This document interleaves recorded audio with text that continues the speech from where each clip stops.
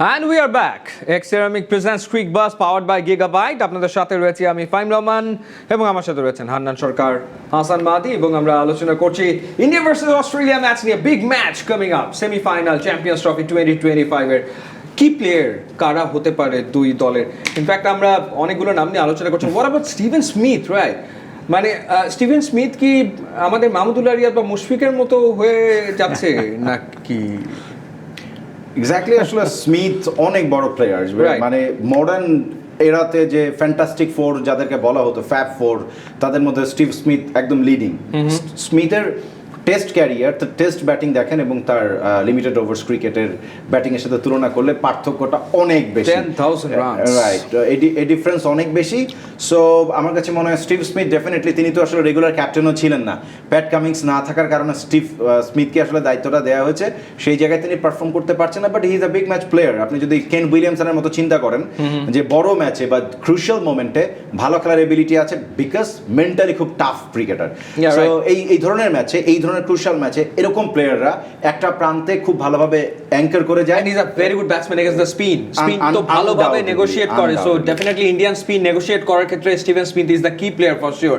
এবং আমি চিন্তা করছিলাম যে হান্নান ভাইকে আমি কোয়েশ্চেনটা করবো যে কি প্লেয়ার, কারণ অল অফ আ সাডেন আমার মাথায় আসলো যে 2015 world cup semifinal India versus Australia, সিডনিতে খেলা হলো। Steven Smith got a brilliant century সিডনিতে, এবং India out of the tournament ওই সেঞ্চুরির কারণে। সো সেই স্টিভেন স্মিথ তো রয়েছে স্কোয়াডে। কি প্লেয়ার কাদেরকে মনে হচ্ছে দুই টিমের? আমার কাছে মনে হয় ট্রাভিস হেড খুবই ইম্পর্টেন্ট প্লেয়ার হবে, বিকজ আপনি ইন্ডিয়ার বোলিং লাইন আপটা যদি দেখেন, দুজন পেস বোলার যদি খেলে, দুজন পেস বোলার যদি শুরুতে কিছুটা সময় সে যেভাবেই খেলুক, অ্যাটাকিং খেলুক, উইকেটে থেকে তারপরে যারা বোলিংয়ে আসবে, আপনি দেখবেন বরুণ চক্রবর্তী ইনকামিং বল করে তার জন্য, কুলদীপ অ্যাওয়ে গোয়িং করে, কিন্তু বাহাতি স্পিনার গুগলিটা যতটা এফেক্টিভ হয় ডানাতি ব্যাটসম্যানের জন্য, তার জন্য অতটা এফেক্টিভ না হতে পারে যদি সে হাতটা রিড করতে পারে। তার সঙ্গে আমরা জানি যে জাদেজা ইনকামিং বল, ইভেন আকসার প্যাটেল, সব কিছু মিলে আমার কাছে মনে হয় যে ট্রাভিস হেড যদি ডিফারেন্সটা তৈরি করে দিতে পারে স্মিথের জন্য বা ম্যাক্সওয়েলের জন্য, কাজটা ফিনিশিং দিতে সহজ হবে। সো আমার মনে হয় ট্রাভিস হেড যদি ফেল করে তাহলে স্মিথ আর্লি এক্সপোজ হয়ে যাবে, এবং তখন কিন্তু চ্যালেঞ্জটা ডিফারেন্ট হবে, ডেফিনেটলি বাড়বে। What about the fight between Virat Kohli and Adam Zampa? I think Virat Kohli এবং অ্যাডাম জাম্পার যেই মানে দৈরথ আমরা দেখি, জাম্পাকে তো আসলে অত কুইক নিয়ে আসবে না। যদি আর্লি উইকেট পড়ে যায় 10 ওভারের মধ্যে, তাহলে হয়তো এই ফাইট আপনি দেখতেই পাবেন না আজকে।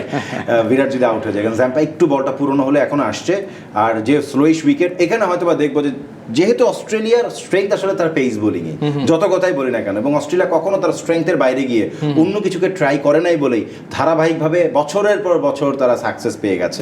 মানে অনেক বেশি পারমুটেশন কম্বিনেশন তারা করে না, তারা জানে যে আমার এটা স্ট্রেংথ এবং সে স্ট্রেংথের উপরে আমি সেটেল বোলিং লাইনআপ। রাইট।